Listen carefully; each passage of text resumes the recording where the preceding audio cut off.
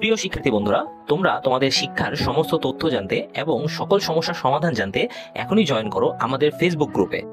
Facebook গ্রুপের link দেওয়া আছে ডিসক্রিপশন বক্সে। আসসালামু আলাইকুম, সবাইকে স্বাগতম ওয়েস্টপান একাডেমিতে। আজকে আমরা দেখব অষ্টম শ্রেণীর স্বাস্থ্য সুরক্ষা পৃষ্ঠা নাম্বার 129-এর ছকের সমাধান। ছকটা শিরোনামে দেওয়া ছিল দ্বন্দ্ব ব্যবস্থাপনায় কৌশল চর্চা। আমরা যে দ্বন্দ্ব ব্যবস্থাপনা সেক্ষেত্রে আমরা কোন কৌশলগুলো অবলম্বন করি সেগুলো চর্চা করার ব্যাপারগুলো। আচ্ছা, এখানে আমরা ঘটনা পরিস্থিতিগুলো ব্যাখ্যা করব, আর যার সাথে দ্বন্দ্ব লেগেছে সেগুলো ব্যাখ্যা করব। দ্বন্দ্ব সমাধানের জন্য তখন যে কৌশল নিয়েছিলাম সেগুলো, এবং ওই ঘটনা আবার ঘটলে যে কৌশল ব্যবহার করে দ্বন্দ্বের সমাধান করতে চাই সেগুলো। চলো দেখে ফেলি একটি একটি করে ঘটনা। বন্ধু রিফাত আমার কাছ থেকে ব্যাডমিন্টন খেলার র্যাকেট ধার নেয়। 2 দিনের মধ্যে র্যাকেটটি ফেরত দেওয়ার কথা থাকলেও 5 দিনেও সে র্যাকেটটি ফেরত দেয়নি। ষষ্ঠ দিনে সে আমাকে র্যাকেটটি ফেরত দিতে আসলে আমি তার সাথে রাগারাগি করি। সে কি কারণে ফেরত দিতে দেরি করলো তা ব্যাখ্যা করতে গেলে আমি তাকে কোনো ব্যাখ্যা করার সুযোগ না দিয়ে চলে আসি। ফলে রিফাত অনেক কষ্ট পায়। পরবর্তীতে আমাদের বন্ধুত্বটা আগের মতো থাকে না। আচ্ছা, ঘটনা কি হয়েছিল? রিফাত নামে আমার যে বন্ধু ছিল সে আমার কাছ থেকে ব্যাডমিন্টন ধার নিয়েছিল, কিন্তু তার কথা ছিল 2 দিনের মধ্যে সে ফেরত দিয়ে দিবে। কিন্তু 2 দিন পার হয়ে পঞ্চম দিন পর্যন্ত তার র্যাকেট ফেরত দেওয়ার কোনো সম্ভাবনাই ছিল না।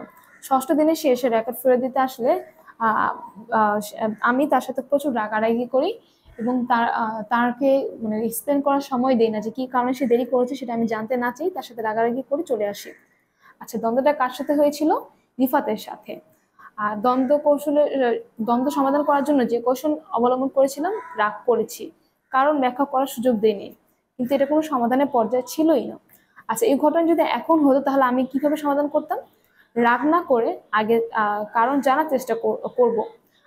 আমি এখন হলে কি করতাম? রাগ না জেনে রাগ না করে আমি তার কাছ থেকে কারণ জানতাম, যে কি কারণে সে লেট করে দিতে এসেছিল।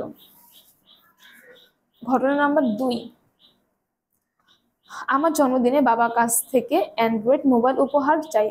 আমার জন্মদিনে আমি বাবার কাছ থেকে অ্যান্ড্রয়েড মোবাইল উপহার চেয়েছিলাম। বাবা এটা শোনার সাথে সাথে না বলে দেন এবং বললেন, তোমার এখনো ব্যক্তিগত মোবাইল ব্যবহার করার বয়স হয়নি। আমি তখন বাবাকে বলি, আমার পড়াশোনার অনেক বিষয় ইন্টারনেট থেকে সার্চ দিয়ে বের করতে হয়। তখন বাবা বলেন, তুমি তোমার মায়ের বা আমার মোবাইল ব্যবহার করবে, আর জন্মদিন উপহার হিসেবে তুমি প্রয়োজনে অন্য কিছু নাও। এটা শুনে আমি রাগ করে বলি, কোনো উপহার লাগবে না, এবং রুমে চলে আসি। বাবা রাতে খাওয়ার জন্য ডাকলে আমি খাবো না বলে জানিয়ে দিই। এটা শুনে বাবা আমার সাথে একটু রাগ করে কথা বললেন। আচ্ছা, দ্বন্দ্ব কার সাথে হয়েছিল? বাবার সাথে। এই দ্বন্দ্ব সমাধানের জন্য আমি কি কৌশল অবলম্বন করেছিলাম? তখন রাগ করেছিলাম, রুমে চলে এসেছি, খাওয়া বন্ধ করেছি, কিন্তু অথচ এটা কোনো সমস্যার সমাধানই ছিল না। আচ্ছা, আর এই ঘটনা যদি এখন হতো তাহলে আমি এখন কিভাবে সমাধান করতাম? রাগ না করে বাবাকে আমার প্রয়োজনীয় কথা সুন্দরভাবে বুঝাবো এবং বাবার যুক্তিকেও মনোযোগ সহকারে শুনবো, বোঝার চেষ্টা করব। অতঃপর বাবার ফোন দিতে রাজি না হলে তা মেনে নিব। আচ্ছা, এখন যদি হতো তাহলে আমি এইভাবে সমাধান করার চেষ্টা করতাম। আচ্ছা, এটা ছিল পৃষ্ঠা নাম্বার 129-এর ছকের সমাধান। এখানে আমি আমার মতো করে ব্যাখ্যা করেছি, তুমি চাইলে তোমার মতো করে ব্যাখ্যা করতে পারো, অথবা এখান থেকে কিছু লাইন নিয়ে প্যারাফ্রেজিং করে লিখতে পারো। আজকে ভিডিও এ পর্যন্তই। দেখা হবে নতুন কোনো ভিডিওতে নতুন কোনো ছকের সমাধান নিয়ে। সে পর্যন্ত ভালো থাকার জন্য শুভেচ্ছা রইল। আসসালামু আলাইকুম।